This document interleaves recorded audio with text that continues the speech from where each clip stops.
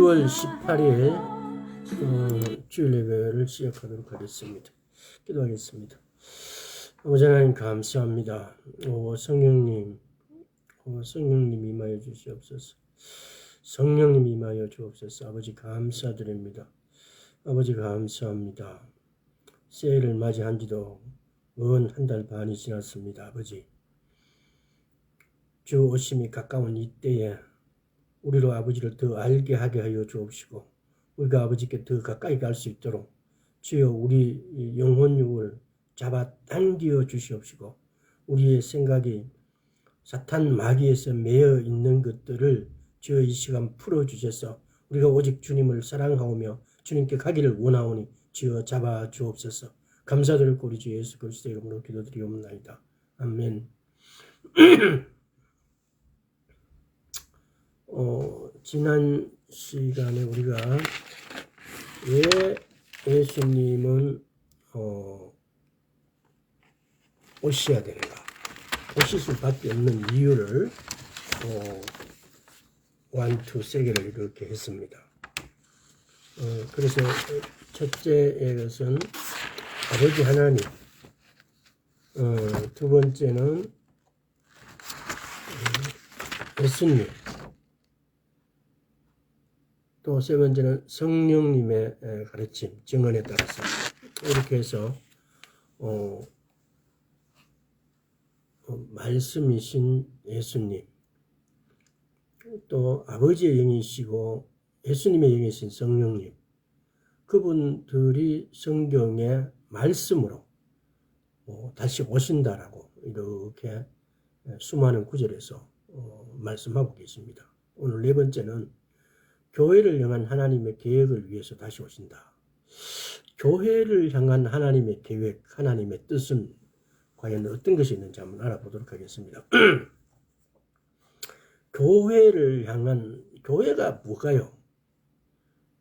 교회가 출애굽할 때 보면은 총회라고 우리가 흔히들 이렇게, 오늘날 우리가 교회라는 것이 예수를 믿는 많은 분들이 교회에 대해서 교회의 원래의 뜻을 잘 몰라요. 그래서 교회를 너무나 많은 분들이 본질적인 교회라는 것이 무엇인지의 원래의 의미, 또 교회가 어떻게 해야 된다는 어떤 여러 가지 목적, 뜻, 이런 거에 대해서 전혀 생각이 없는 것 같아요. 단지 교회는 그냥 가면은 예수님을 믿는 사람들이 그냥 내가 가는 어떤 집이다. 때로는 교회를 우상화시켜서 성전이라 그러고 막 이렇게 하면서 그 본질이 완전히 어디 도망가고 없어요. 그런데 교회라는 것은 원래 카할이라 그래요. 종회. 그래서 보내심을 받은 자가 예수 그리스도예요. 보내심을 받은 자를 믿고 따르는 그런 총회예요. 그래서 에스겔서 37장에 보게 되면은 한번 찾아볼까요? 에스겔서 37장. 이거 몇 번 말씀을 드렸던 구절이라서 16절에 인자야 너는 막대기 하나를 취하여 그 위에다 유다와 그 짝 이스라엘 자손, 유다 플러스 이스라엘 자손 쓰고, 또 다른 막대기 하나를 취하여 그 위에 에브라임 막대기 곧 요셉과 그 짝 온 족속, 이스라엘 온 족속이래. 요셉 플러스 이스라엘 온 족속이라고 이렇게 되어 있습니다. 근데 그러면은 에스겔이 예언할 때 유다 플러스 이스라엘과 요셉 플러스 이스라엘 온 족속이라고 그랬어요.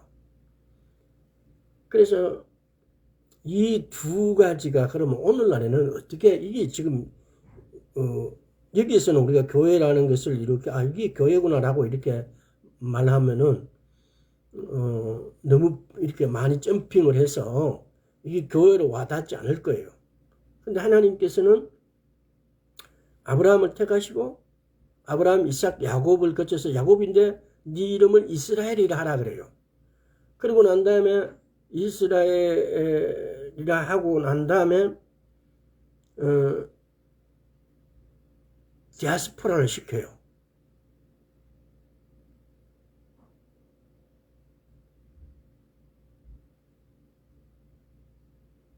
그래서 그 디아스포라 된 민족들이 바벨론 물론 애굽으로 바벨론으로 이런 디아스포라보다도 AD 70년에 이스라엘이 망하고 난 다음에 온 열방으로 흩어지게 돼요. 그래서 온 열방으로 흩어진 이스라엘의 어떤 의미에서 보면은 하나님의 계획은 뜻은 뭐냐 이러면요. 하나님은 그 흩은 열방을 통해서 그러니까 온 이스라엘을 모으는 자기의 어떤 것으로 만들기 위한 하나님의 계획이에요. 그래서 이걸 갖다가 성경은 뭐라고 이렇게 이야기하냐면요. 자기의 신부를 만든다라고 표현을 해요. 그래서 유다 플러스 이스라엘과 요셉 플러스 온 이스라엘 족속에서 이것이 오늘날에서 우리는 이거 몇 번 이야기했는데도 여러분들이 아마 이건 이 의미를 굉장히 심도 있게 생각해 봐야 돼요. 왜냐하면은 유다 플러스 이스라엘은 이스라엘이라고 하지만 이스라엘 12개 지파잖아요. 12민족이잖아요. 그래서 이 유다 플러스 이스라엘과 요셉은 이방으로 디아스포라 된 것을 대변하는 거예요. 그래서 온 족속이라고 그래요. 이스라엘 온 족속이라고 그래요. 그래서 이것도 의미도 굉장히 이게 한 번쯤은 언젠가 설명할 때가 있을 거예요. 이스라엘과 온 이스라엘의 차이가 그럼 뭐냐? 한 세 사람, 온 이스라엘 이런 내용들을 성경에서는 이렇게 말하고 있어요. 그래서 로마서 11장에서 보면은 온 이스라엘에 가면 이것이 이스라엘이 이제 조금 이렇게 새로워져서 이렇게 오늘날 독립된 이스라엘을 두고 온 이스라엘이라고 그러느냐. 이 말씀들 불과 한 10여 년 전까지만 하더라도 여기에 대해서 올바르게 설교하신 분들 못 봤어요. 근데 이 온 이스라엘이라고 표현한 것을 로마서 11장에 가서 이렇게 보면 온 이스라엘은 지금 에스겔서 37장 16절에서 말씀하신 이 부분이 유다 플러스 이스라엘과 요셉 플러스 이스라엘 온 족속이라고 한 부분들이 오늘날은 어떻게 결론적으로 보면 오늘날은 어떻게 대변할 수 있냐면요. 예수 그리스도를 믿는 히브리, 유대인, 그리고 예수 그리스도를 믿는 온 이방인들이에요. 온 족속이라는 것은 예수 그리스도를 믿는 모든 사람을 말해요. 모든 이방인들. 그래서 이 두 개가 합쳐진 것이 온 이스라엘이에요. 한 세 사람이에요. 그런 각도로. 그러면 하나님께서는 이스라엘을 디아스포라 시키고 다시 알리아를 시키고 이스라엘이 디아스포라 당해서 온 열방에게 예수 그리스도를 하나님 아버지를 전하게 된 거예요. 그래서 거기서 우리 이방인들도 하나님이 누구신지 여호와가 누구신지 알게 됐어요. 그 알게 된 사람을 하나님 성경은 뭐라고 이야기하느냐 하면요.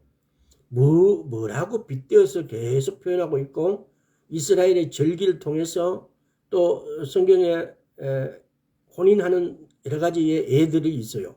마태복음 25장이라든가 24장 등에서 열처녀에 대한 거 등잔을 달란트 비유라든가 이런 걸 통해서 신부에 대한 개념을 거기다 쭉 이렇게 빗대어서 비유해서 이렇게 표현하고 있어요. 그래서 하나님은 죄를 진 이스라엘을 통해서 그들에게 죄의 대가로 벌칙으로 디아스포라를 시켰는데 그 벌칙의 대가 디아스포라를 통해서 그들을 통해서 이방인을 구원하는 이런 은혜를 베풀어 주신 거예요. 그래서 그들이 쫓겨 나간 것이 쫓겨서 디아스포라 된 것이 오히려 복이 되게끔 만드시는 거. 레위기 26장에 보면은 7배를 4번이나 해서 쫓겨나게 돼요. 근데 그 쫓겨난 자에게 하나님께서는 그들에게도 조차 복을 주세요. 은혜를 베풀어 주세요. 그래서 지금 오늘 내용을 우리가 깊이 타이틀하고 이렇게 생각해서 교회를 향한 하나님의 계획. 우리가 예수 그리스도께서 왜 다시 오실 수밖에 없는 이유가 이 교회 때문에. 이 교회가 다른 말로 표현하면은 온 이스라엘, 유다 플러스 이스라엘, 요셉 플러스 온 이스라엘, 온 족속 이렇게 했을 때 이것이 오늘날 예수 그리스도를 믿는 히브리인, 유대인, 예수 그리스도를 믿는 이방인 이 두 개가 이게 신부를 말하는 거예요. 신부. 한마디로 말하면은. 그래서 교회라는 그 자체가 신부예요. 신부. 그래서 이런 여러 가지 의미가 이렇게 말씀드리면은 여러 가지 단어들을 이렇게 말씀을 함으로 인해 가지고 여러분들이 이게 혼란이 올 수 있을 수도 있지만은 그러나 이스라엘의 모든 언어 책에는 어떤 단어가 한 가지 의미만을 갖고 있지 않아요. 여러 가지 의미를 갖고 있어요. 그렇다 해서 오늘은 성경이 말하는 여러 가지를 말할 수 있는 것들 중에 특히 교회를 위해서 몸된 교회 이런 구절들을 보면서 예수님께서 오셔 하신 일은 교회를 얻기 위해서 왜 보내심을 받았겠어요?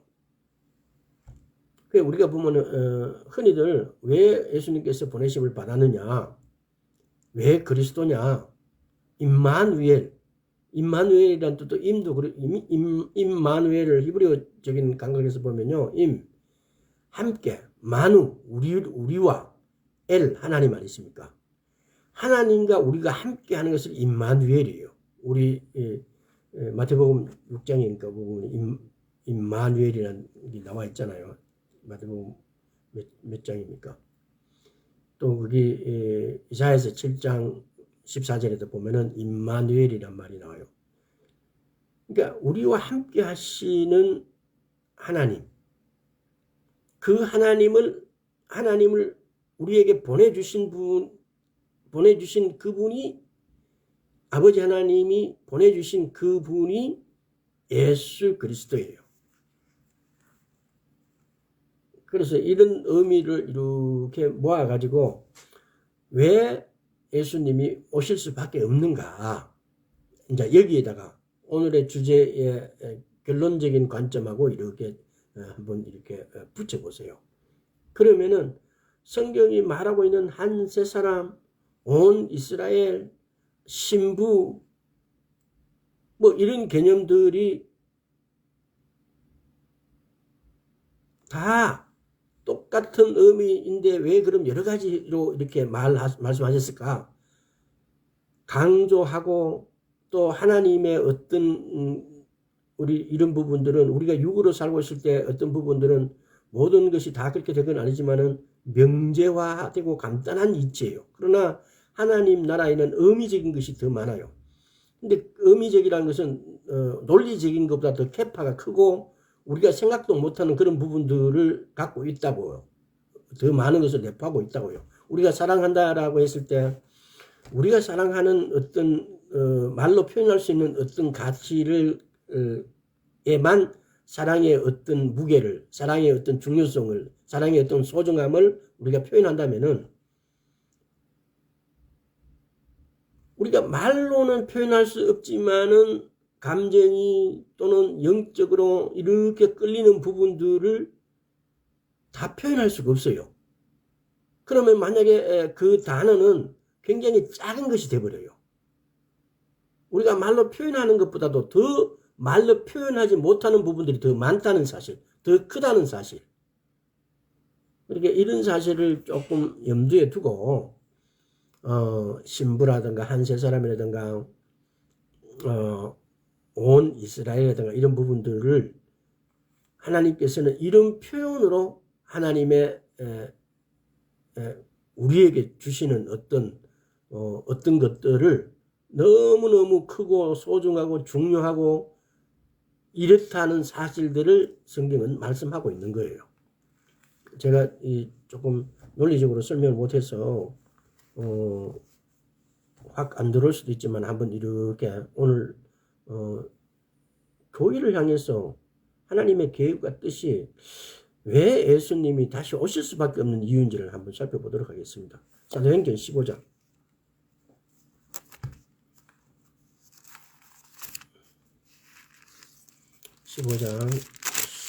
14절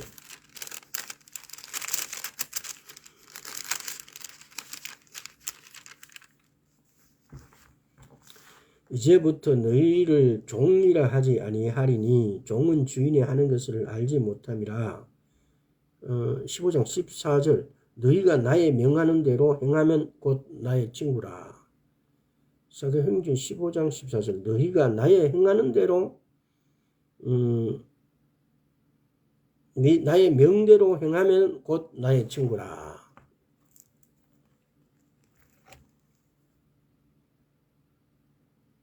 내가 지금 이거 좀 사도행전에 요한복음을 들고 앉아있네. 뭐가 참 안 맞아도 한참 안 맞다 했더만. 정신이 없냐. 자, 사도행전 15장 14절 하나님이 처음으로 이방인 중에서 자기 이름을 위할 백성을 취하시려고 저희를 권고하신 것을 시몬이 고하였으니 하나님이 처음으로 이방인 중에서 자기 이름을 위할 백성을 취하시려고 예수님은 뭘 말합니까? 이거저는 하나님의 사람들을 교회로 모으고 계신다는 것. 백성을 취하시라고 저희를 권고하신 것은 시몬이 고하였으니. 그럼 두 번째, 예수님은 하나님의 사람을 교회 안으로 모으려고 그러시고 또 교회의 역할은 뭐냐면 하나님의 독생자의 순결한 신부가 되어 재림 때 그분을 맞이할 준비를 하는 것입니다.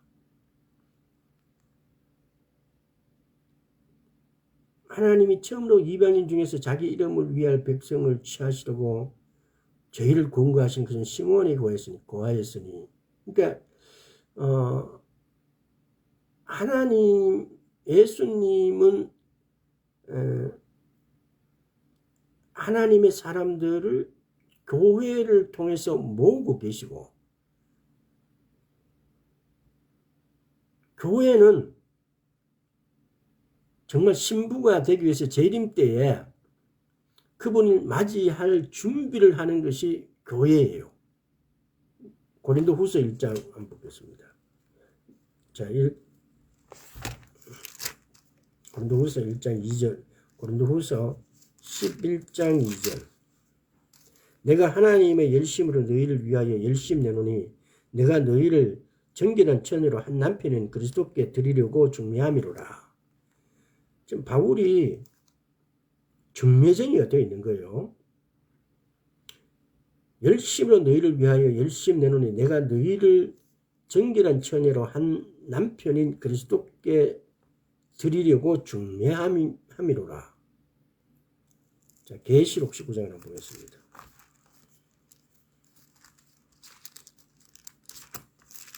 계시록 19장 6절에서 9절. 또 내가 들으니 흐드한 무리의 음성도 같고 말하는 물소리도 같고 큰 뇌성도 같아서 가로되 할렐루야 주 우리 하나님 곧 전능하신 이가 통치하시도다. 우리가 즐거워하고 크게 기뻐하여 그에게 영광을 돌리세. 어린 양의 혼인 계약이 이르렀고 그 아내가 예비하였으니 그에게 허락하사 빛나고 깨끗한 세마포를 입게 하셨은즉 이 세마포는 성도들의 옳은 행실이로다 하더라. 천사가 내게 말하기를 기록하라. 어린 양의 혼인잔치에 청함을 입은 자들이 복이 있도다 하고 또 내게 말하되 이것은 하나님의 참되신 말씀이라 하기로. 그러니까 성경은 우리 교회에서는 이런 이야기를 별로 안 가르쳐요. 그런데 하나님의 뜻과 목적은 하나님은 이렇게 우리와 결혼하고 혼인하기를 원하세요. 그래서 우리 보고 신부라 그래요. 저도 처음에 예수님을 믿고 저는 옛날에 그러니까 옛날에 그냥 이렇게 다녔던 교회에서 제가 정말 하나님을 만나서 이렇게 했을 때 어떤 교회를 택해갖고 갔는데 신부 이런 말을 하길래 무엇이 또 저는 또 이게 육체적으로 남자니까 그런 감정이 전혀 안 들었어요. 그리고 뭔가 좀 어색하고 좀 부자연스럽고 그랬어요. 근데 하나님의 뜻과 계획과 목적은 교회, 이 꼭으로 신부예요. 그러니까 여기에는 하나님의 사랑이 들어가 있는 거죠. 그러니까 우리가 인간으로서 사랑을 가장 표현할 수 있는 게 부부 관계예요. 부부 사이예요. 그 어떤 것도 하나님이 우리를 사랑하는 것을 표현할 방법이 없어요. 우리는 사랑이란 것도 그러잖아요. 에로스적인 사랑이 있고 부모가 자식을 사랑하는 그런 사랑, 하나님이 우리를 사랑하는 그런 사랑, 이 표현이 이렇게 여러 가지가 있어요. 헬라어나 또 이런 관점에서 보면은 영어로 이렇게 표현하면은 아가페적인 사랑 이런 표현을 하잖아요. 근데 우리가 알고 있는 어떤 단어들도 하나님이 우리를 사랑하는 이런 관계는 어떤 표현을 못해요. 그런데 그걸 가장 크게 그래도 사랑하는 사이를 나타내는 것이 혼인이에요. 혼인.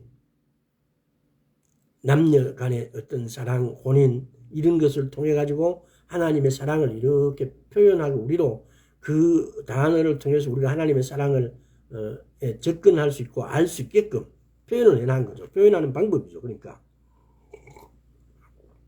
그런데 자, 그래서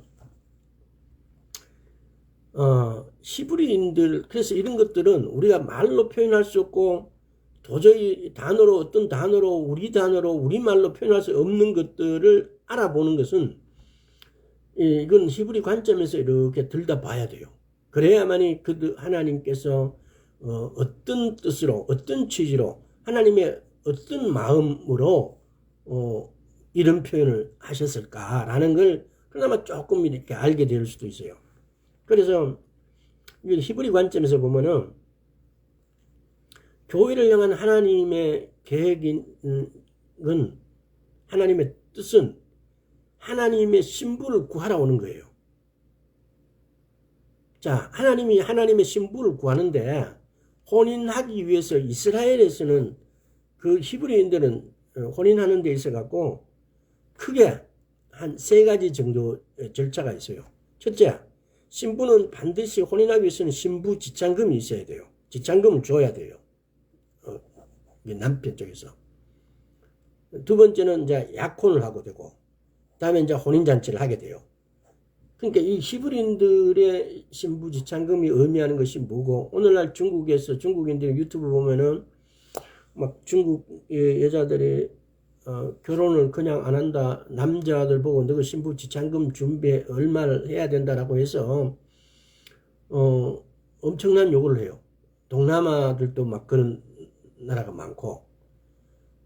그래서 막 중국의 요새 어떤 사회성을 갖다가 이렇게 막 적나라하게 드러내는 것 같은데, 신부지창금이 있는 의미, 그리고 또 결혼이 그만큼 중요하기 때문에, 결혼은 하나님하고 우리하고 결혼한다는 의미에다가 하나님은 하나님의 뜻과 하나님의 우리를 사랑하는 어떤 가치들을 이렇게 숨겨놨어. 이렇게 보게, 우리로 통해서 그걸 보고 알아라고. 그래서 이런 표현을 쓰면서 성경은 기록되어 있는 거고, 또 이런 것을 통해서 말씀을 주신 히브리인들에게 그 문화나 관습을 통해서 예식 절차를 통해 가지고 하나님의 이런 방법으로 이만큼 너희를 사랑하고 너희하고 같이 함께 살기를 원한다. 임마누엘, 함께, 마누, 우리와 우리와 하나님이 함께, 이런 개념으로 말씀하고 계신 거죠. 그래서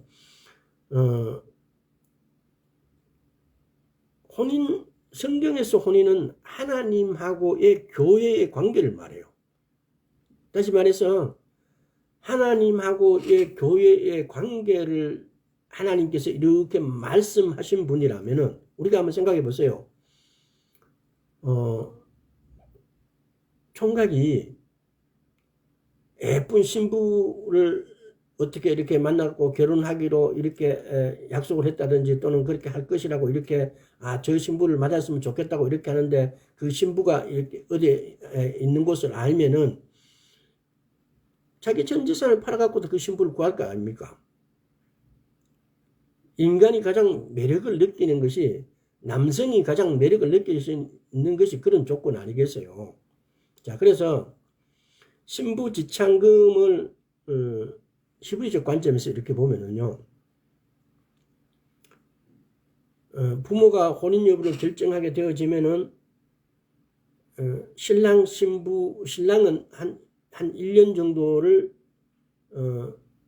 신부지창금을 준비하고 막 이렇게 신혼집을 이렇게 그러니까 신방을 준비해요. 새 신랑과 신부 아버지는 지창금을 이제 먼저 주겠죠.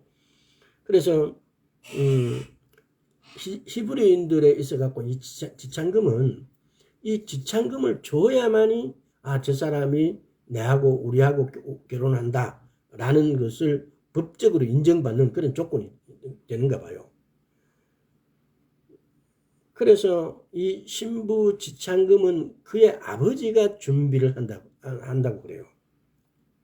그래서 그러면 예수님은 우리를 위해서, 그러면 하나님은 우리를 위해서 신부 지창금을 어떻게 지불했느냐? 예수님 피로, 예수 그리스도를 십자가에 못 박으셔서 그 피값으로 신부 지창금을 준비를 한 거예요. 창세기 31장 한번 볼까요? 창세기 31장 15절.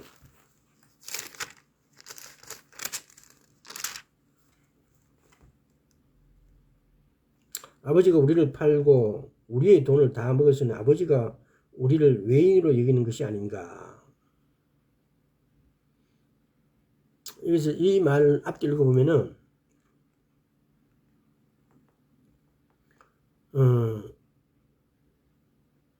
남편이 죽거나 아내를 버릴 경우에도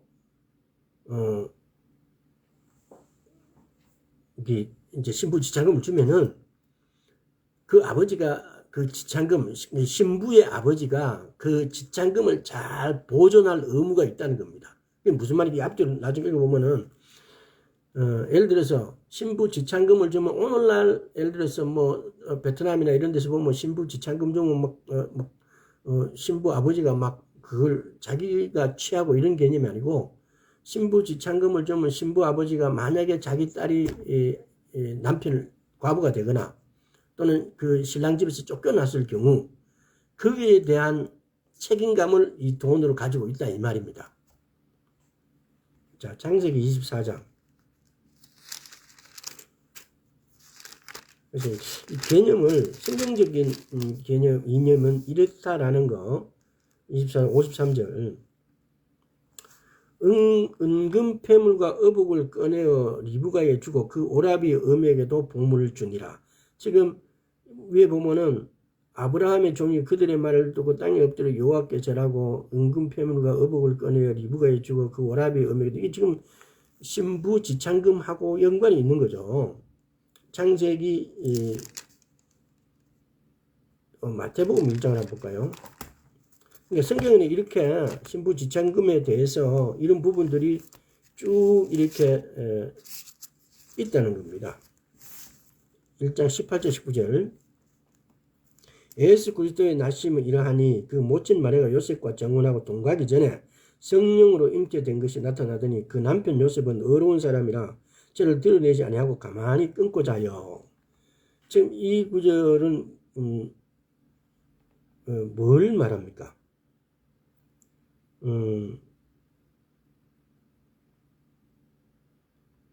예수 그리스도의 나심은 이러냐 그 모친 마리아가 요셉과 정혼하고 동거하기 전에 성령으로 잉태한 것이 나타나더니 남편 요셉은 어려운 사람이라 그를 드러내지 아니하고 가만히 끊고자 하여. 지창금을 주게 되어지면은 이게 법적으로 인정을 받게 되어지고 법적으로 인정을 받게 되어진다는 것을 말하고 있는 거예요. 물론 요셉이 순하고 착한 사람이라서 그렇게 보호를 이렇게 자기 아내를 일반적으로 만약에 정조관념에 있어갖고는 이거는 용서할 수 없는 거죠. 그런데 그런 의미만 강조하는 게 아니고 그 내면에는 신부가 된 어떤 것들을 법적 의미를 갖고 있다라는 것도 이 안에 포함되어 있다는 겁니다. 그래서 우리가 에베소서 5장을 한번 보겠습니다. 우리는 신부 지창금을 라는 것들을 우리인데 교회에게 예수님께서는 예수님이 피로 신부 지창금을 이미 지불했다는 겁니다. 에베소서 5장 26절에서 27절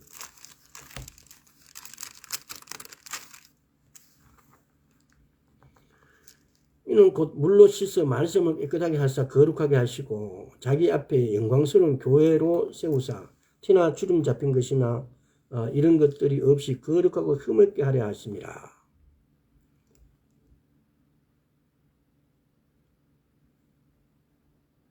우리를 거듭나게 하고 이렇게 하는 것은 우리가 사실은 이것이 뭡니까? 우리의 신부 준비라고요. 신부 준비. 사도행전 20장을 한번 볼까요? 20장 28절 너희는 자기를 위하여 또는 온 양떼를 위하여 상가라. 성령이 저들 가운데 너희로 감독자로 삼고 하나님이 자기 피로 사신 교회를 치게 하셨느니라. 하나님이 자기 피로 사신 것이 누구냐? 자기의 신부, 자기의 교회다 이 말씀입니다. 그래서 하나님께서는 하나님의 신부를 위해서 모든 준비를 다 하셨어요. 그래서 우리에게 이스라엘 역사라는 걸 통해서 이 말씀을 우리에게 주셔가지고 말씀을 통해서 우리가 거듭나게 되어지고 거듭나게 되어져서 예수 그리스도를 믿음으로 그래서 하나님의 신부가 되어지는 과정에 우리가 지금 이렇게 준비하고 있는 거죠. 근데 오늘날 교회는 우리가 이렇게 자기 피로 사신 교회라는 이런 직분들에 대해서는 별로 소중하게 생각하지 않는 것 같아요. 왜? 예수님이 오신다는 사실을 놓치고 있기 때문에. 예수님이 오신다는 사실에 별로 그렇게 중요성을 부하지 않기 때문에. 다시 오시는 예수님에 대해서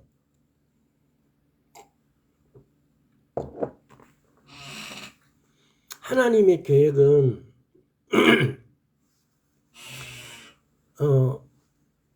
다시 오셔가지고 우리하고 혼인하는 것이 하나님의 계획이고 그 목표죠. 근데 오늘날 하나님을 사랑하고 하나님을 믿고 내가 하나님의 신부, 하나님을 믿는 사람들이 자기가 신부라는 사실을 이렇게 좀 이렇게 망각하고 있는 것 같아요.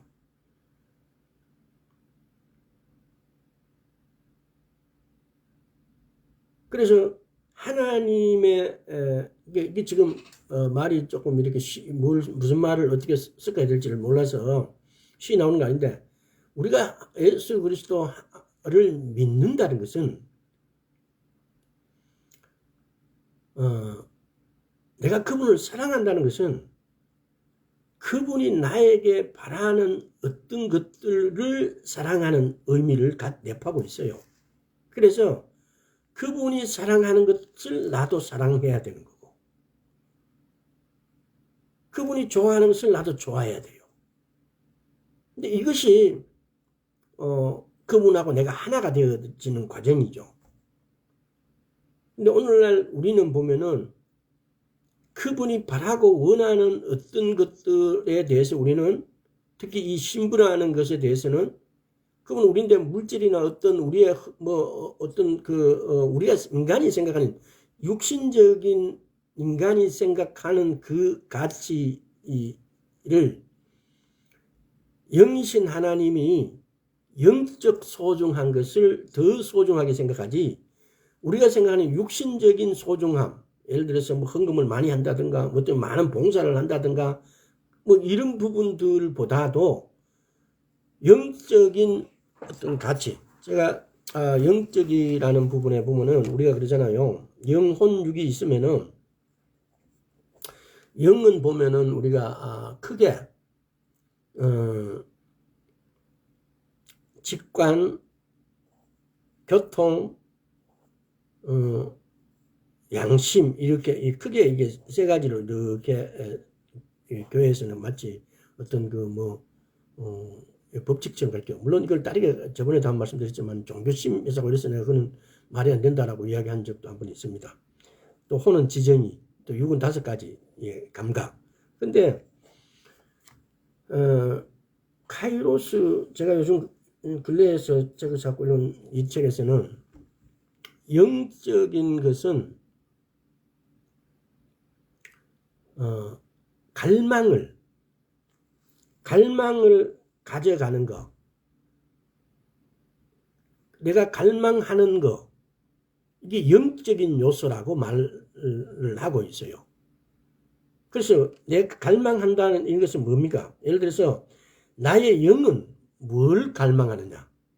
나의 영은 말씀을 갈망하고, 예를 들어서 예수 그리스도의 말씀에 따라서 내가 행동하는 것을 갈망해요. 근데 사탄의 영은 뭘 갈망할까요? 욕심들을 갈망하는 거죠. 사탄의 영은 지나친 물질의 욕심, 지나친 어떤 이성에 대한 성욕, 뭐 이런 것들을 갈망해서 이런 것들을 채우려고 하는 거죠.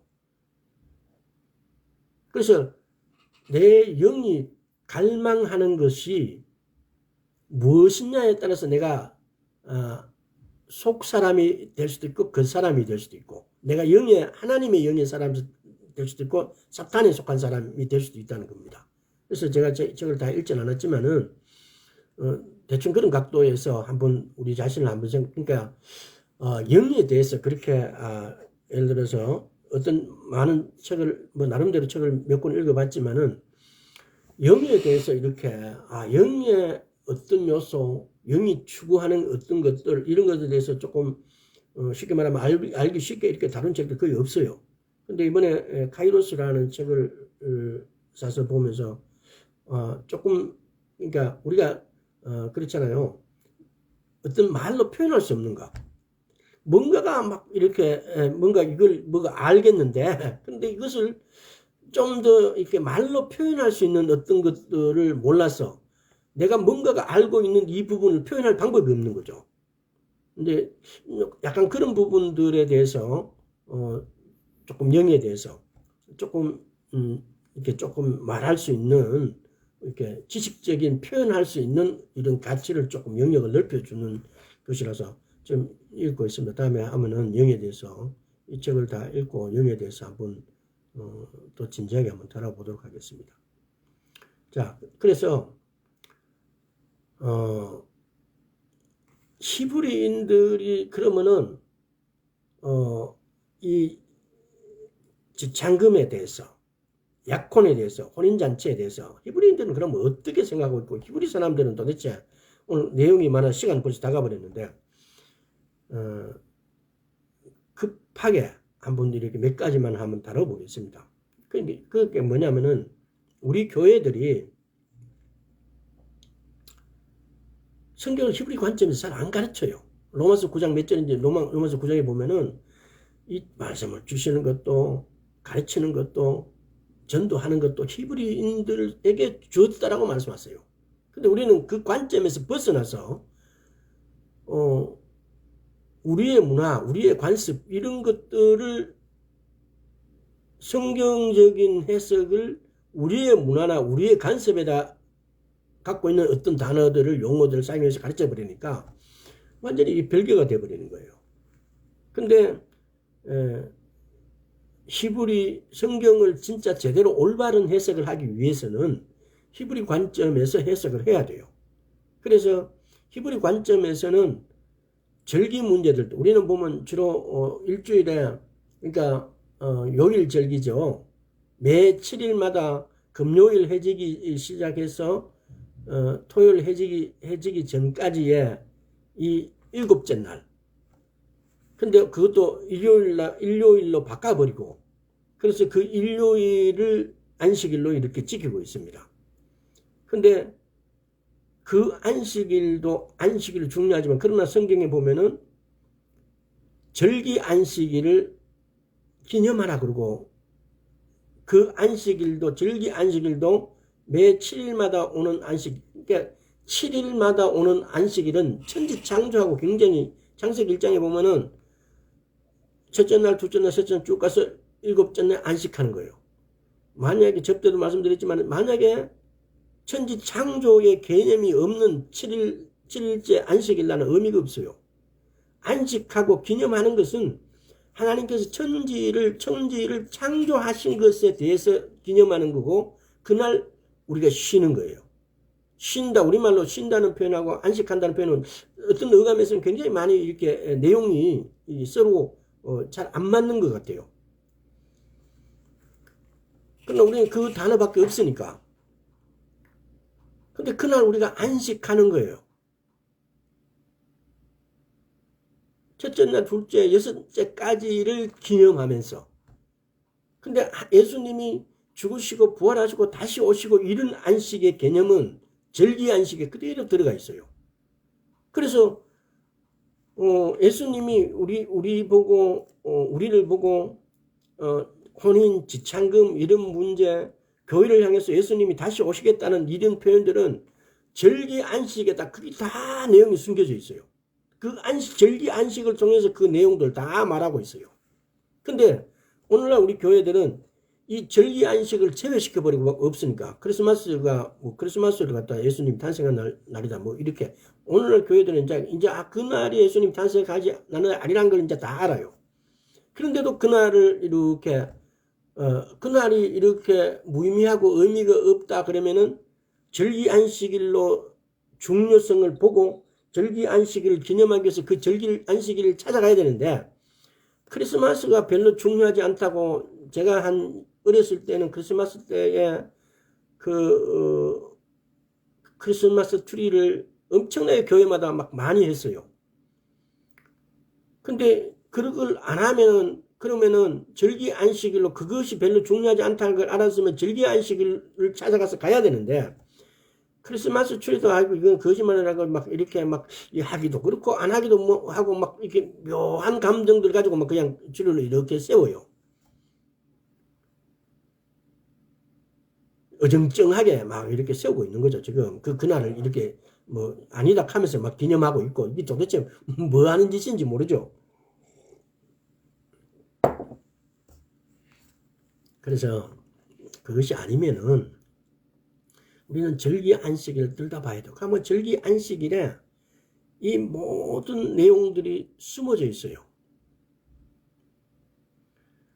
그래서 출애굽기 한번 볼게요. 출애굽기 12장.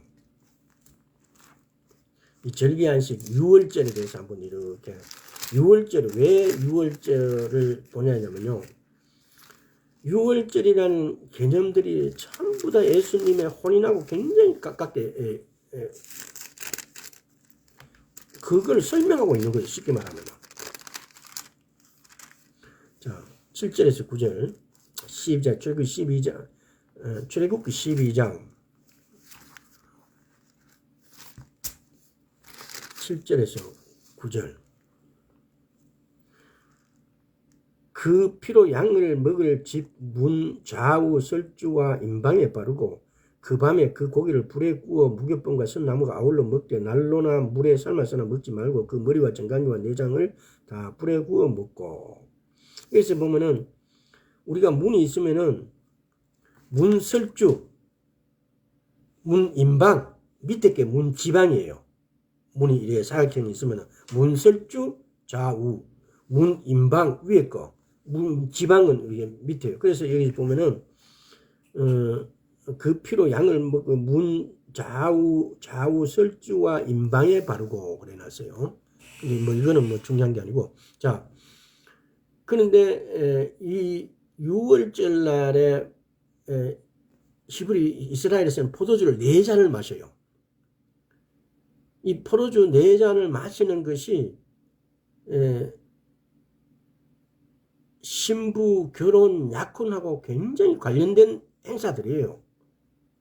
그래서 6월절 날에 그들이 이렇게 식판, 오늘날 우리 보면 식판이라고 말하면 되겠죠. 6개의 이렇게 홈이 파져 있어요. 다음에 6월절에 대해서 할 때 이 부분은 또 정확하게 이렇게 하게, 오늘은 그냥 제가 빠르게 읽을 테니까 그렇다라는 정도만 알고 계시길 바랍니다. 제로와 이래가지고 양다리뼈, 이거는 피 흘리신 예수 그리스도를 의미하는 거고, 한 구멍에, 또 한 구멍에는 맞자, 빵이겠죠. 그러니까 쉽게 말하면은 빵을 부풀게 하는 이스트가 없는 빵. 그 다음에 카르파스, 파슬리 같은 이런 거, 응? 또 마로스라고 쓴맛이 나는 이런 마로스라는 거 담고, 그 다음에 또 하로셋이라고 사과와 견과류와 계피가루와 꿀 등을 이렇게 섞인 소스죠. 달콤한 소스. 이제 이거는 세상을 고달프지만 주님을 의지하면은 이런 기쁨의 맛을 이렇게 보는 거죠. 다음 베이자, 계란을 이렇게 하는데, 이거 계란은 뭐 보면은 그 6월절 세대로 만찬에 이 계란을 이렇게 놓는 것은 고기가 모자랄 때 계란으로 먹는다. 옛날에 6월절에 보면 양을 한 마리를 잡으면은 보통 한 10사람이 먹는데요. 그래서 예루살렘에서 약 25만 마리 양이 사용됐다 그래요. 그걸 통해서 한 250만 정도의 사람이 6월절 만찬을 하기 위해서 예루살렘에 모였다라는 사실을 짐작해요. 저번에도 한번 말씀드렸지만 제1성전, 그래서 이런 것들이 제1성전, 제2성전, 제1성전은 BC 587년에 솔로몬 성전이 있었고, 제2성전은 솔로몬 성전이 이게 무너진 날, 제2성전은 AD 70년에 스룹바벨 성전이죠. 이렇게 무너지고, 이런 날들도 이게 히브리 관점에서 보면은 이런 말씀을 드리는 거는 아비벌 9일 날에 재앙의 날 비슷한 게 있어요. 하여튼 그렇게 됐다. 자, 그래서 오늘은 이런 걸 내가 자세히 설명하려니까 시간이 좀 그래서 그런데, 하여튼 간에 6월절 날에는 4잔의 포도잔을 마십니다. 그 4잔의 포도잔 중에서 첫째 잔은 성결의 잔, cup of sanctification, 성결의 잔. 그 다음에 둘째 잔은 심판의 잔, cup of judgment. 셋째 잔은 구속의 잔, cup of salvation. 넷째 잔은 찬양의 잔, cup of praise. 오늘은 요것만 알고 계세요. 6월절 날에는 4잔의 포도주를 마신다. 정도. 그러니까 또 한 가지는 유월절 하가다라 그래요. 유월절 애식 절차를 갖다가 이렇게 컵을 4잔까지 마시면서 뭘 성경 어떤 구절을 읽고 어떻게 찬양하고 이런 걸 하가다라 그래요. 이게 예를 들어서 우리 절차 이런 걸 갖다가 하가다라 그래요. 응? 예식 절차 이런 걸. 유월절 만찬을 갖다가 유월절 세대를 그러죠. 세대로. 근데 이 절차를 하가다라 그래요. 오늘은 이 정도만 이렇게 알고 계시고 시간이 그래서 교회를 향한 하나님의 계획을 다시 오실 것이다라는 것을 갖다가 제가 지금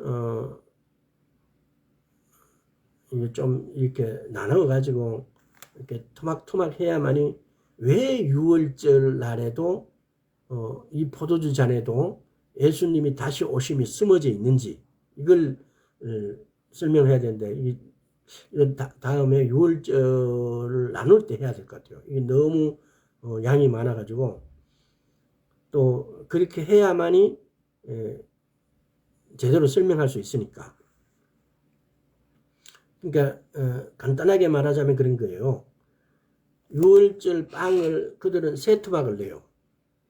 세 토막 내는데 가운데 토막을 갖다가 분질러 가지고 반은 분질러가 먹고 반은 아피코만이라 가지고 이게 이 하얀 손수건에다가 어떤 때는 보면 아피코만이라고 이렇게 쓰여지죠. 아피코만만이 유월절 세대로 중에서 아피코만이라는 이 단어만 헬라어예요. 나머지는 전부 다 히브리 단어인데 이 아피코만이라는 손수건에다가 그 중간 그러니까 맞자의 중간 부분을 3등분했다. 3등분하는 이유도 이거는 예를 들어서 세 분이신 아버지 하나님, 아들 하나님, 성령 하나님 인물 갖다가 구분해서 이렇게 산다라는 말도 있어요. 그래서 하여튼 중간에 맞자 빵의 중간 부분을 한 부분은 부서가 묻고 한 부분은 요 아피코만이라는 손수건 비슷한 데다가 사는 거예요. 그러니까 이걸 감춰놔요. 그래서 이걸 감춰놓고 이 둘째 잔이 막 이렇게 하고 난 다음에 아이들을 야 이건 너거인데 이걸 찾아라. 아버지가 이걸 숨겨놓는 거죠. 그 집 가장이. 그러니까 숨겨놓고 그걸 찾으면 그에 대한 대가로 이 토큰이란 걸 줘요. 그래서 그 토큰을 준다고 하니까 애들은 그걸 막 찾으러 다녀요. 그러니까 이거는 하가다를 나중에 한번 하면은 이렇게 유월절 하는구나 이렇게 알 수가 있어요. 근데 오늘은 그 핵심만. 그래서 이 애들이 만약에 그걸 찾아오게 되어지면은 그걸 찾아오면 아버지가 토큰을 주고 토큰을 주면서 이것을 갖다가 그러니까 50일 후에 이 대가를 너희한테 준다라고 이렇게 약속을 해요. 근데 그 약속을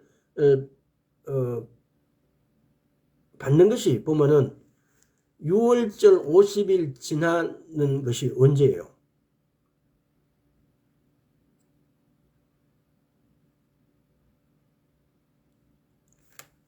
유월절, 무교절, 초실절, 무교절, 유교절 그러고 난 다음에 오순절, 이 오순절 날 그때에 아버지 약속한 것을 이렇게 준다고 그래요. 근데 이 주는 것이 뭐냐? 누가복음 한번 볼까요? 누가복음 22장. 그러니까 성경은 이런 것을 통해서 이스라엘의 누가복음 22장 20절에서 22절 저녁 먹은 후에 잔도 이와 같이 하여 가라사대 이 잔은 내 피로 세우고 새 언약이니 곧 너희를 위하여 붓는 것이라. 그러나 보라 나를 파는 자의 손이 나와 함께 상위에 있도다. 인자는 이미 작전대로 가거니와 그를 파는 그 사람에게는 화가 있으리로다 하시니 이 잔은 내 피로 세우는 새 언약이니 곧 너희를 위하여 붓는 것이라. 그러니까 새 언약, 구원의 잔을, 이때 구원의 잔을 마신다는 거예요. 그러니까 하나님께서 아피코만을 통해서 토콘을, 그 찾는 아피코만 빵덩어리를 찾는 자에게는 토콘을 주고, 그 토콘은 오순절 되면은 뭘 준다고요? 구원이란 걸 준다고요. 그러니까 이런 걸 통해서, 그러니까 이런 건 어디 있습니까? 절기 안식일에다 이렇게 포함시켜서 절기 안식을 통해서, 절기 안식은 다른 말로 하면 뭘 말합니까? 예수님이 다시 오신다는 것을 이야기하고 있는 거예요.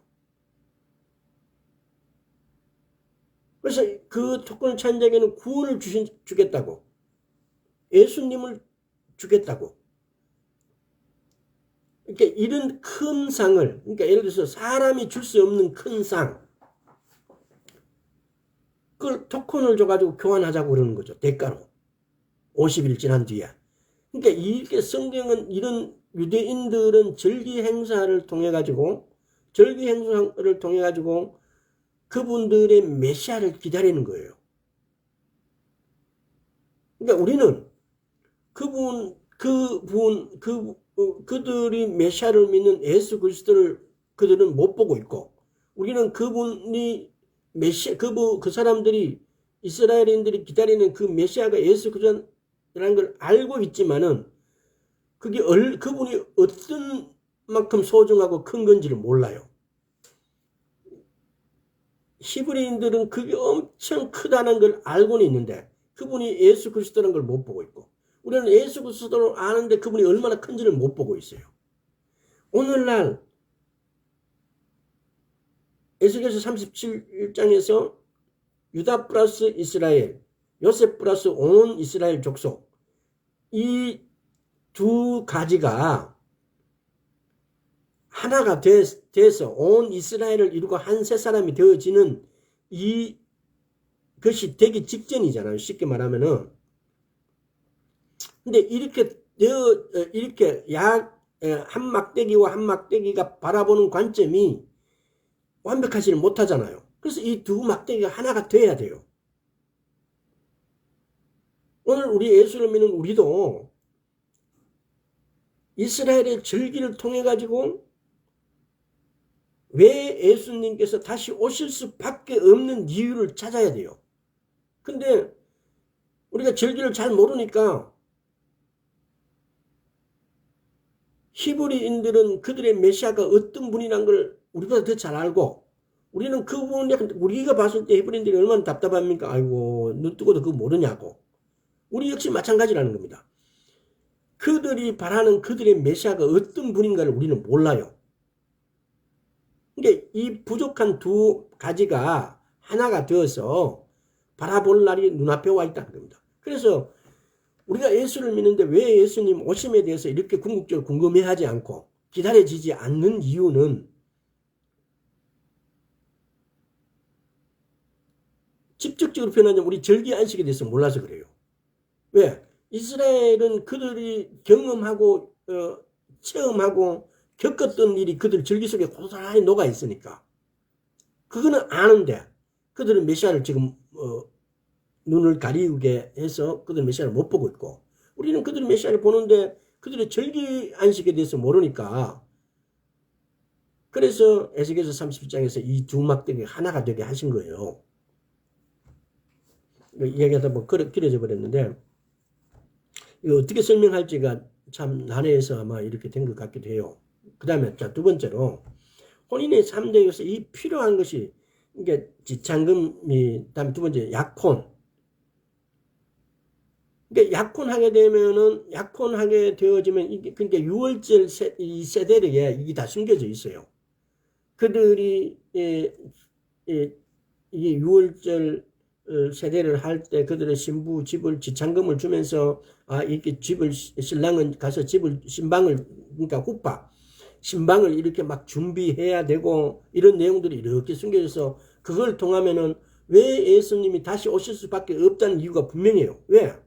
예수님이 우리를 신부라고 그랬다면은 어떻게 신부를 이 땅에 있는데 하늘나라에서 계속 사실 수가 있겠어요?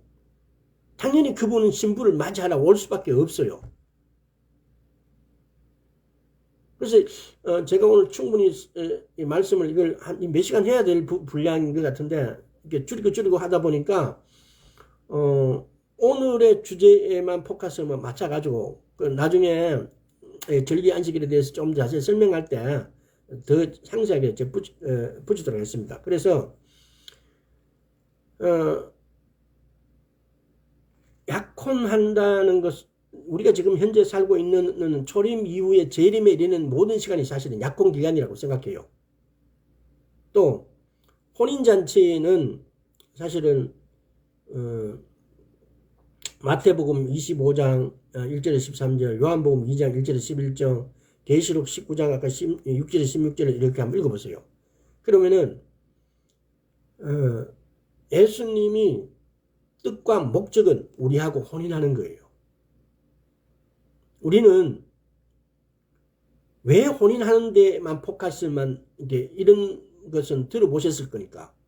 그러면은 예수님이 반드시 오신다는 것을 우리는 알아야 된다는 겁니다. 자기 신부가 있는데 그 신부를 보지 않겠어요? 그래서 오늘의 타이틀을 통해서 우리가 이렇게 예수님의 어떤 것을 보자는 겁니다. 교회를 향한 하나님의 계획은 계획을 위해서 다시 반드시 오신다는 겁니다. 왜? 자기 신부가 여기 있기 때문에. 그러니까 이런 각도로 보더라도 예수님은 다시 오실 수밖에 없다는 사실입니다. 그래서 오늘날 많은 교회들 아마 이 말씀을 오늘 나누는 분이나 또는 나누지 않는 분이라 할지라도 예수님이 다시 오시는 이유는 이 하나만으로도 충분해요. 그분 우리를 신부라 그러고, 만약에 그렇다면은 성경에는 결혼과 혼인에 대한 비유가 엄청 많이 이렇게 쓰여져 있어요. 그래서 지금 초림에서 올라가신 이유는 그분 뭐라고요? 후파, 요한복음 14장에 내가 가서 집을 준비하겠다 그래요. 지금 예수님은 우리와 결혼하기 위해서 약혼하고 집을 준비하러 가신 거예요.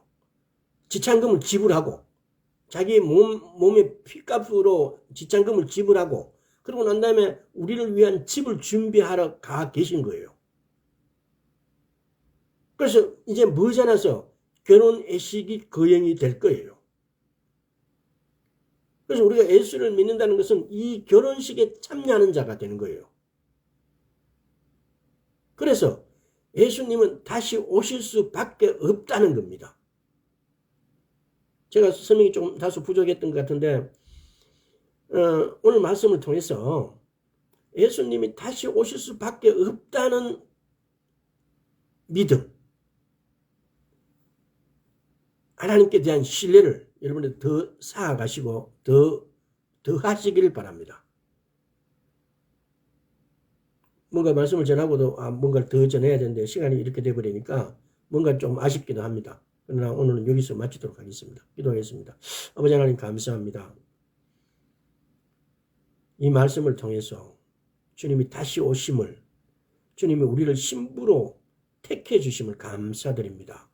하여서 이 땅에 있는 히브리인이나 또는 이방인이 다 이쪽까지와 저쪽까지가 다 하나가 되어서 주님을 맞이할 수 있도록 준비하는 기간에 게을러지지 않고 주의 말씀에 따라 그대로 준비할 수 있게 하여 주시옵시고, 주의 말씀에 따라 삶을 통해서 우리 아버지를 기쁘게 할 수 있는 우리 삶 되게 주여 은혜 베풀어 주옵소서. 감사드리고 우리 주 예수 그리스도 이름으로 기도드리옵나이다. 아멘.